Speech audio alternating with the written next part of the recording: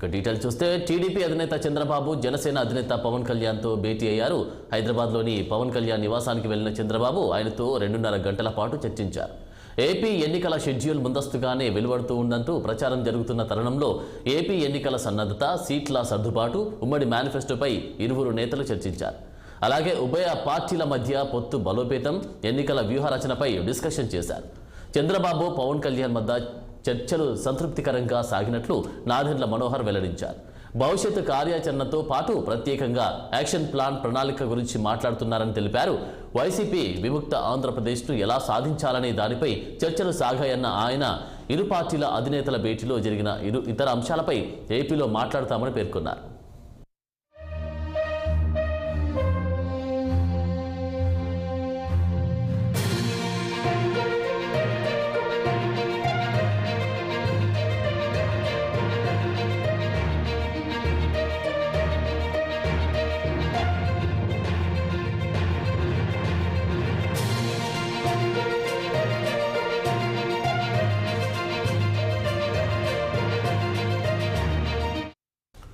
TDP అధినేత చంద్రబాబు జనసేన మధ్య అధినేత పవన్ కళ్యాణ్ మధ్య భేటీ అయ్యారు. హైదరాబాద్లోని పవన్ కళ్యాణ్ నివాసానికి వెళ్లిన చంద్రబాబు ఆయనతో 2.5 గంటల పాటు చర్చించారు. ఏపీ ఎన్నికల షెడ్యూల్ ముందస్తుగానే వెలువడుతుందంటూ ప్రచారం జరుగుతున్న తరుణంలో ఏపీ ఎన్నికల సన్నద్ధత, సీట్ల సర్దుబాటు, ఉమ్మడి మేనిఫెస్టోపై ఇరువురు నేతలు చర్చించారు. అలాగే ఉభయ పార్టీల మధ్య పొత్తు బలోపేతం, ఎన్నికల వ్యూహరచనపై డిస్కషన్ చేశారు. చంద్రబాబు పవన్ కళ్యాణ్ మధ్య చర్చలు సంతృప్తికరంగా సాగినట్లు నాదెండ్ల మనోహర్ వెల్లడించారు. భవిష్యత్తు కార్యాచరణతో పాటు ప్రత్యేకంగా యాక్షన్ ప్లాన్ ప్రణాళిక గురించి మాట్లాడుకున్నారని తెలిపారు. వైసీపీ విముక్త ఆంధ్రప్రదేశ్ను ఎలా సాధించాలనే దానిపై చర్చలు సాగాయన్న ఆయన ఇరు పార్టీల నేతల మధ్య భేటీలో ఇతర అంశాలపై ఏపీలో మాట్లాడతామని కూడా పేర్కొన్నారు.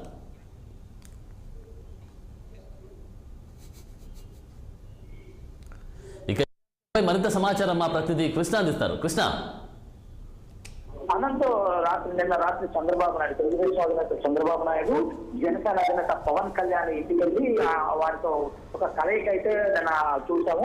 ఆంధ్రప్రదేశ్ రాజకీయాలు ఇప్పటికే ఒక్కసారిగా వేడెక్కిన సందర్భంలో చంద్రబాబు నాయుడు వెళ్ళి పవన్ కళ్యాణ్ కలవటం, దీని ద్వారా రాబోయే ఎన్నికలు, ఆంధ్రప్రదేశ్ ఎన్నికలను దృష్టిలో పెట్టుకొని ప్రధానంగా చర్చ అయితే నడిచిందని చెప్పాలా. ఈ చర్చలో అయితే ప్రధానంగా ఈ సీట్ల పథకం గురించి కూడా వీరి మధ్యలోకి వచ్చినట్లయితే మనకి ఒక లీక్ ద్వారా అయితే మనకి స్పష్టంగా తెలుస్తుంది. ప్రధానంగా తీసుకున్నట్లయితే ఏదైతే రాబోయే ఈ ఆంధ్రప్రదేశ్ ఎన్నికల్లో వైఎస్ఆర్సీపీ విముక్త ఆంధ్రప్రదేశ్ కావాలి, దీనికి కావాల్సినటువంటి ఇరు పార్టీల మధ్య ఎట్లాగా ప్రయాణం చేస్తే మళ్ళీ అధికారంలోకి వైఎస్ఆర్ తెలుగుదేశం పార్టీ, జనసేన అధికారంలోకి అందిపుచ్చుకోవాలి, దీనికోసం ఎవరు త్యాగాలు చేయాలి అనే దాంట్లో సంపూర్ణంగా అయితే నిన్న జరిగినటువంటి ఇక మీటింగ్ లో అయితే మాత్రం ఒక కొలిక్కలు తెచ్చిందని చెప్పాలి. రాబోయే 2024 ఎన్నికల వరకు తెలుగుదేశం పార్టీ, జనసేన అయితే కలిసే వెళ్తాయి. ఇక ఈ దానికి సంకేతంగానే నిన్న జరిగినటువంటి కలయిక అని చెప్పేసి కూడా మనం చెప్పుకోవచ్చు. ప్రధానంగా తెలుగుదేశం పార్టీ కానీ జనసేన మధ్య అట్లయితే సీట్ల పంపకాల విషయంలో అయితే జనసేన పార్టీ 50 సీట్లు, ఒక 5 పార్లమెంట్ సీట్లు కోరినట్లయితే మనకైతే స్పష్టంగా తెలుస్తుంది. కానీ చంద్రబాబు నాయుడు అయితే 30 అసెంబ్లీ సీట్లు, 2 పార్లమెంట్ సీట్లు ఇవ్వడానికైతే ఒప్పుకున్నట్లు కూడా మనకు ప్రాథమికంగా విశ్వసనీయ సమాచారం అయితే తెలుస్తుంది. ఏ విధంగా సరే బీజేపీని కూడా కలుపుకొని వెళ్ళాలి, దాని బాధ్యతను నేనే తీసుకున్నాను. పవన్ కళ్యాణ్ కూడా ఈ సందర్భంగా తెలుగుదేశం అధినేత చంద్రబాబు నాయుడు అయితే మాట ఇచ్చినారని చెప్పేసి కూడా మనకైతే స్పష్టంగా తెలుస్తుంది. ఏది ఏమైనప్పుడు ఈ తెలుగుదేశం పార్టీ, జనసేన కలయిక మాత్రం రాబోయే ఎన్నికల్లో దృష్టిలో పెట్టుకొని ఏదో విధంగా సరే గెలవాలి, రాజకీయంగా గెలవాలి. ఇరు వర్గాల మేనిఫెస్టో, ఇటు తెలుగుదేశం కానీ జనసేన ఉమ్మడి మేనిఫెస్టో తయారు చేసి ఇది ప్రజలకు సంతృప్తికరంగా ఉండాలి. ప్రస్తుతం ఇస్తున్నటువంటి ఏదైతే వైఎస్ఆర్ కాంగ్రెస్ పార్టీ ఇస్తున్నటువంటి మేనిఫెస్టో కన్నా అద్భుతంగా ఉండాలని చెప్పి ప్లాన్ చేశాము. ఇది చాలా సంతృప్తికరంగా సాగాయని చెప్పేసి కూడా జనసేన ఎన్నికల ఏదో ప్రచారకర్త ఏదైతే ఉన్నారో నాదెండ్ల మనోహర్ కూడా అయితే చెప్పడం అయితే చూసాం. ఏదైతే ప్రధానంగా చూసుకున్నట్లయితే ఆంధ్రప్రదేశ్ ఎన్నికల్లో అయితే ప్రస్తుతానికైతే తెలుగుదేశం పార్టీ, జనసేన అయితే కలిసి వెళ్ళడానికి ఖరారు అవుతుంది. ఇంకా బీజేపీ విషయం కూడా, బీజేపీని కూడా కలుపుకొని వెళ్ళాలి, దానికి కూడా కొన్ని సీట్లు కేటాయించాలని చెప్పేసి కూడా వీరిద్దరు మధ్య చర్చకొచ్చినట్లు తెలుస్తుంది. ఈ విషయాన్ని పవన్ కళ్యాణ్ తన ప్రధాని తెలుసుకొని ఏదో విధంగా నేను బీజేపీని తనతో తీసుకొస్తానని చెప్పి చంద్రబాబు హామీ ఇచ్చినది అర్థమవుతున్నాడు. కృష్ణ, యాక్చువల్లీ ఇప్పుడు మనం డిస్కస్ చేస్తున్నాం పవన్ కళ్యాణ్కి సంబంధించి. ఇటు చంద్రబాబే కానీ పవన్ కళ్యాణే కానీ ఇప్పుడు వీరిద్దరే పోటీ చేసే అవకాశం ఉందా? బీజేపీని కూడా కలుపుకునే అవకాశం ఉందంటారు? ప్రస్తుతానికైతే వీరిద్దరు మధ్య పొత్తు ఖరారని సీట్ల పంపకాలు కూడా దాదాపుగా కొలిక్కొచ్చేసింది. ఇంకా బీజేపీ అయితే వస్తే ఏమవుతుందంటే ఇంకా మరింతగా అంటే వీరికి చాలా సపోర్ట్ ఉంటుంది కేంద్ర ప్రభుత్వం కనుక అన్ని విధాలుగా సపోర్ట్ కావాలంటే బీజేపీ పక్కాగా బీజేపీతో కలిసి వెళ్లాల్సిందే అని చెప్పేసి ఒక నిర్ణయానికి వచ్చారు. కానీ బీజేపీ కోరే కోరికలను కూడా తీర్చడానికి ఈ ఇరు వర్గాల మధ్యలో ఒక ఒప్పందం అయితే కుదుర్చుకున్నారని చెప్పేసి కూడా మనకైతే ఒక అందుతున్న సమాచారం. ఏదో విధంగా సరే బీజేపీని కలుపుకొని వెళ్ళాలి. దానికి ఇప్పటికే బీజేపీ ప్రజలతో అయితే ఒక పక్క ఢిల్లీలో చూసుకున్నట్లయితే ఢిల్లీలో కానీ ఇటు ఏపీ రాజకీయాల్లో కానీ ఇప్పటికే పవన్ కళ్యాణ్ అయితే ఇప్పటికే వారితో మాట్లాడుతున్నాము, గ్యారెంటీగా బీజేపీ కూడా వస్తుందని చెప్పేసి కూడా ఒక ఆశాభావాన్ని వ్యక్తం చేయడానికి చూస్తున్నాం వాళ్ళని. కృష్ణ, మెయిన్గా మనం అనుకుంటుంటే ఇప్పుడు పవన్ కళ్యాణ్ కావచ్చు లేకపోతే చంద్రబాబు కావచ్చు, ఈ వైసీపీకి గట్టి పోటీ ఇచ్చే అవకాశం మనకు అనిపిస్తుందా, లేకపోతే ఎలా ఉండబోతున్నాయి రాజకీయాలు అక్కడ? అంటే ప్రస్తుత రాజకీయాలు చూసుకుంటే సంక్షేమంతోనైతే ముందు వరుసలో ఉందని చెప్పాలా వైఎస్ఆర్ కాంగ్రెస్ పార్టీ. ప్రస్తుతానికైతే అన్ని సర్వేలు కూడా ఏంటంటే ఒకంత వైఎస్ఆర్ కాంగ్రెస్ పార్టీ మళ్ళీ అధికారంలోకి వస్తుంది అని చెప్తున్నారు. కానీ ఈ నేపథ్యంలో ఈ రెండు జనసేన కానీ తెలుగుదేశం కానీ కలగటం వల్ల చాలా టఫ్ అయిపోతుంది ఆంధ్రప్రదేశ్ లో మనకు స్పష్టంగా తెలుస్తుంది.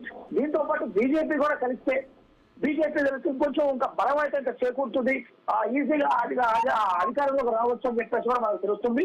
ఈ నేపథ్యంలో లాస్ట్ చివరి ఎన్నికలు చెప్పేసి చంద్రబాబు నాయుడు గతంలో చెప్పారు, నా చివరి ఎన్నికలు ఈసారి నేను గెలిస్తేనే ఆంధ్రప్రదేశ్ లోకి అడుగు పెడతాను, ఈసారి ఓడిపోతామని ఆంధ్రప్రదేశ్ ముఖం కూడా చూడాలక కొన్ని వ్యాఖ్యలు కొందరి దగ్గర చేసినట్టు చూస్తారన్నా. దీంతో పాటు గతంలో కూడా అసెంబ్లీలో కూడా చెప్పారు, నేను మళ్ళీ గెలిచి అసెంబ్లీలో అడుగు పెడతాను లేకపోతే అసెంబ్లీ ముఖం చూడమని చెప్పేసి చంద్రబాబు చెప్పడం చూస్తున్నాము. ఇది ఒక పక్క చూసుకుంటే ఇప్పటికే 2 నియోజకవర్గాల్లో పవన్ కళ్యాణ్ ఓడిపోవడం, దాదాపుగా 9 సంవత్సరాల క్రితం కూడా నుంచి కూడా అధికారంలో రాకపోవడం చూసుకుంటే ఇది పవన్ కళ్యాణ్ కూడా అత్యంత కీలకమైన ఎన్నికగా చూస్తున్నాం. ఈ రెండు రాజ్యాధికారంలో వైపుగా రాకపోతే మాత్రం ఈ రెండు పార్టీలు అక్కడ ఆంధ్రప్రదేశ్ లో నుంచి కనుమరుగైపోతున్న ఆలోచన కూడా ఈ రాజకీయ వర్గాల్లో ఉండాలంటే మనకు స్పష్టంగా తెలుస్తున్న సమాచారం. కృష్ణ, ఇప్పుడు పవన్ కళ్యాణ్ కానీ చంద్రబాబు కానీ వారి యొక్క వ్యూహరచన ఎలా ఉండబోతుంది? ఎందుకంటే ఇప్పుడు రాబోయే ఎమ్మెల్యే ఎలక్షన్కి సంబంధించి ఏపీకి సంబంధించినటువంటి షెడ్యూల్ ఇంకా త్వరలో అంటే డిసైడ్ చేసే అవకాశం ఉన్న ఈ నేపథ్యంలో వీళ్ళ షెడ్యూల్ ఎలా ఉండబోతుంది? జనవరి ఇప్పటికే జనవరిలో అయితే జనవరి 20వ తారీఖు తర్వాత అయితే కేంద్ర ఈసీ ఏదైతే ఎన్నికల కమిషన్ ఏదైతే ఉందో ఆంధ్రప్రదేశ్ లో ఐఏఎస్ ఐపీఎస్ వాళ్ళతో ఇప్పటికే ఒక మీటింగ్ అయితే కాల్ఫర్ చేస్తారు. వారు ఆంధ్రప్రదేశ్ వచ్చి వీళ్ళందరితో మీటింగ్ ఏర్పాటు చేసి ఇక ఆంధ్రప్రదేశ్ లో జరగాల్సిన ఎన్నికల మొత్తం ఏదైతే ప్రక్రియ మొత్తాన్ని కూడా వారు చేయడానికైతే ఇప్పటికే ఒక సంకేతాలు వచ్చేసి ఆంధ్రప్రదేశ్ అయితే ఇప్పటికే పంపించడం అయితే చూసాము. రాబోయే ఎన్నికలు అయితే ప్రధానంగా అయితే క్రూషియల్ టైం. ఈ ఎన్నికల్లో కానీ ఇటు చంద్రబాబు నాయుడు కానీ ఇటు పవన్ కళ్యాణ్ కానీ వీరిద్దరికైతే చాలా ముఖ్యమైన ఎన్నికలు. ఈ ఎన్నికల్లో గెలిపే లక్ష్యంగా అయితే దువాడే అన్ని రకాలు అంటే కొన్ని అలివిగాని హామీల గురించి ప్రక్రియ అయితే రాబోతుందనేది మనకు స్పష్టంగా తెలుస్తుంది. ఇప్పటికే ఆంధ్రప్రదేశ్ ఇచ్చినటువంటి ఏదైతే సంక్షేమ పథకాలు కానీ ఇస్తున్నటువంటి ఈ పథకాలు ఏదైతే ఉన్నాయో ఈ పథకాలన్నింటి కూడా కాస్త ఎక్కువ ఇవ్వాలి, ఎలాగైనా అధికారంలో రావాలని చెప్పేసి కూడా వారిద్దరైతే ఆలోచన అయితే ఇస్తున్నట్లయితే మనకు అనిపిస్తుంది. దీనికి బడ్జెట్ మరి ఏ విధంగా కేటాయింపులు ఇవన్నీ కావాలంటే కేంద్ర ప్రభుత్వం ఇచ్చిన హామీలు మాత్రమే మనం ఎన్నికలకు వెళ్ళగలుగుతాము. అట్లాగా ఆ నేపథ్యంలోనే కేంద్ర ప్రభుత్వం కలుపుకోవాలని చెప్పేసి కూడా ప్రధానంగా ఇదే వీరిద్దరు తెలుగుదేశం కానీ జనసేన కానీ ఆలోచించినట్లు తెలుస్తుంది. ఏదేమైనా డూ ఆర్ డై అన్నట్లు ఎన్నికల్లో అయితే సర్వం ఒడ్డుతున్నారు. ఒక పక్క వైఎస్ఆర్ కాంగ్రెస్ పార్టీ నుంచి ఎవరైతే బహిష్కృతమన్నారో వారందరినీ కలుపుకోవటం, తెలుగుదేశం పార్టీని కలుపుకోవటము ఆ ప్రక్రియ కూడా అయితే శ్రీకారం చుట్టారు. ఇట్లాగే వైఎస్ఆర్ కాంగ్రెస్ పార్టీ కూడా అంతే, ఎవరైతే ఓడిపోతారో సర్వేల్లో వీక్ గా ఉన్నారని తెలిసిందో వారిని దూరం పెట్టడం, కొత్త అభ్యర్థుల కోసం వైఎస్ఆర్ కాంగ్రెస్ పార్టీ ఇప్పటికే ఫైనలైజ్ చేసి దాదాపు 40 నుంచి 50 స్థానాల మార్పులు ఉండొచ్చు, లేకపోతే టికెట్లు వారికి ముందు చేయి చూపించవచ్చు. ఎట్లాగైనా sir YSR Congress party why not 175 మంది వైఎస్ఆర్ కాంగ్రెస్ పార్టీ అయితే సిద్ధమవుతున్నట్లయితే మనకు స్పష్టంగా తెలుస్తున్నాను. Thank you Krishna.